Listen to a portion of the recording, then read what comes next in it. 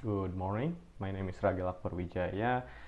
With my student numbers is 23, 21, 22, and 136. This is my record for the reflection of critical discourse analysis course. So, during the critical discourse analysis (CDA) course, I learned many interesting and useful things about how language works in our society. At the beginning, I was confused by the definition and basic principle of CDA. It felt quite difficult and a bit overwhelming, actually, but I pushed myself to read again comprehensively and start to understand. One of the topic that really caught my attention was Fairclough's approach. It helped me a lot to see how the text is made, how the text distribute, and how public are consumed to it. I also found the topic about sex education in school very interesting. It shows how some topics are controlled by power and culture. I think CDA is important because we can always believe what we read or hear.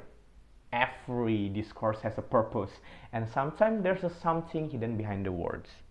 We need to think critically and ask questions about what the text really means and who it is for.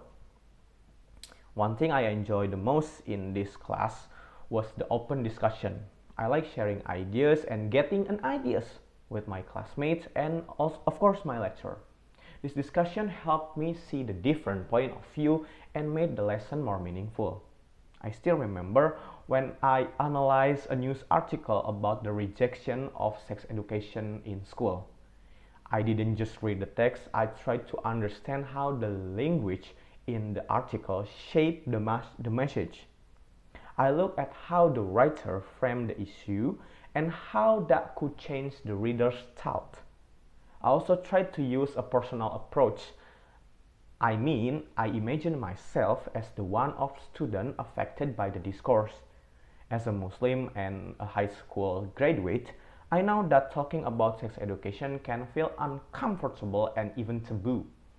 But I believe it's important, especially for young people. Without the right education, they may not understand the consequences of their action.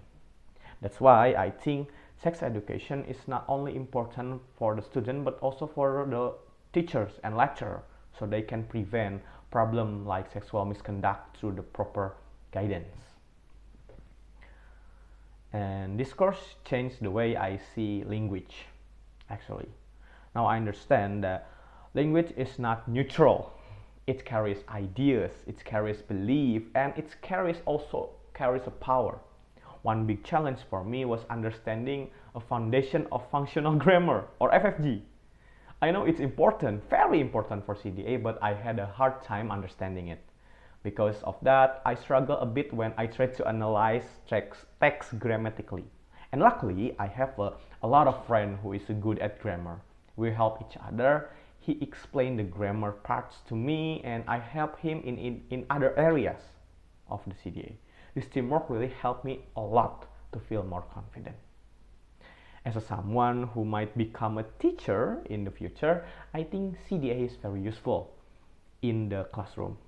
I want my student to look at the text in a deeper way, not just asking what the text says, but why it says it and who is behind the message.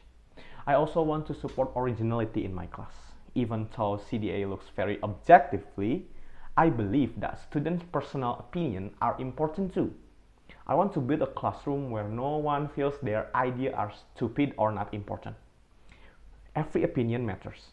Different perspectives can make a decision more colorful and rich.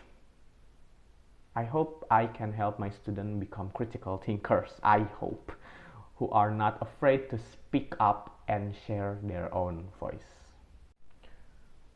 So I think that's it for my reflection for this tricky and amazing lecture. I really enjoy this semester with all of you. Thank you very much.